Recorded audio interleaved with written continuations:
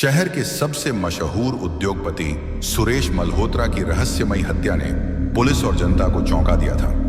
उनकी हत्या उनके ही बंगले में हुई थी और सबसे अजीब बात यह थी कि कमरे के अंदर किसी के घुसने का कोई सुराग नहीं था। दरवाजे और खिड़कियां अंदर से बंद थीं और सीसीटीवी कैमरे किसी भी संदिग्ध व्यक्ति को पकड़ नहीं पाए थे। जांच का जिम्मा इंस्पेक्टर अरुण को सौंपा गया। वह तेज तर्रार और अनुभवी अफसर थे, लेकिन यह केस उनके लिए भी किसी पहेली से कम नहीं था। आखिर सुरेश मल्होत्रा की हत्या किसने और कैसे की? वह 13 मार्च की रात थी। सुरेश मल्होत्रा रोज की तरह अपने अध्ययन कक्ष में बैठे थे। उनके घर में केवल 4 लोग थे।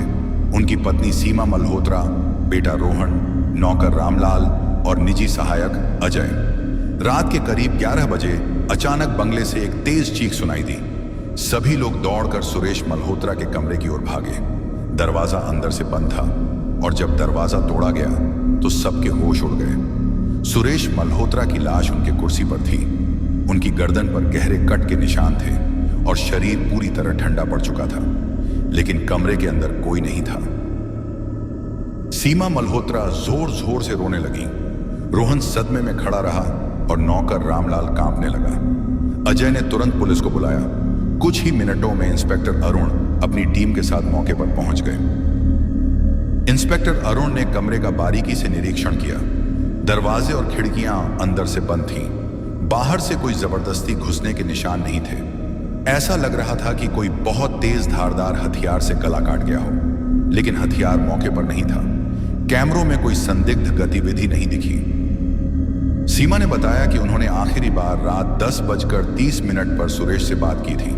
रोहन अपने कमरे में था और नौकर रामलाल रसोई में काम कर रहा था। अजय ने कहा कि वह बाहर लॉन में टहल रहा था।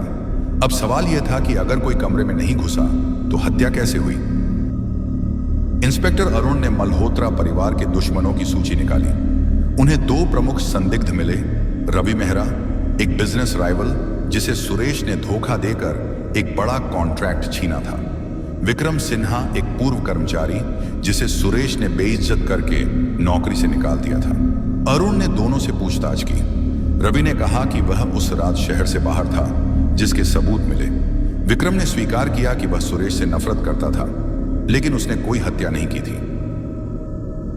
इंस्पेक्टर अरुण ने दोबारा कमरे की तलाशी ली। अचानक उन्होंने देखा कि खिड़की के पास एक बेहद महीन तार था, जो लगभग अदृश्य था। तार खिड़की से बाहर की ओर जा रहा था। उन्होंने खिड़की के बाहर जाकर देखा। वहां एक पेड़ था और पेड़ पर एक विशेष प्रकार का ब्लेड लगा था। यह तार उसी ब्लेड से जुड़ा था। अरुण समझ गए कि हत्या कैसे हुई थी। इंस्पेक्टर अरुण ने सबको इकट्ठा किया और बताया, यह एक बहुत ही चालाकी से किया गया मर्डर था। कातिल ने एक महीन लेकिन मजबूत तार को खिड़की से जोड़ दिया था। दूसरी ओर तार एक पेड़ से लगे ब्लेड से जुड़ा था। जब किसी ने बाहर से तार खींचा तो ब्लेड तेजी से चलकर सुरेश मल्होत्रा की गर्दन काट गया। सभी हैरान रह गए। अब सवाल यह था कि कातिल कौन था? इंस्पेक्टर अरुण ने एक चौंकाने वाला खुलासा किया। हत्यारा कोई और नहीं बल्कि नौकर रामलाल है। रामलाल कांपने लगा। उसने कबूल किया कि सुरेश मल्होत्रा ने सालों पहले उसके छोटे भाई को झूठे केस में फंसाकर जेल भिजवा दिया था, जिससे उसकी मौत हो गई थी। बदले की आग में जलते हुए उसने महीनों तक इस योजना को बनाया और हत्या कर दी। रामलाल को गिरफ्तार कर लिया गया।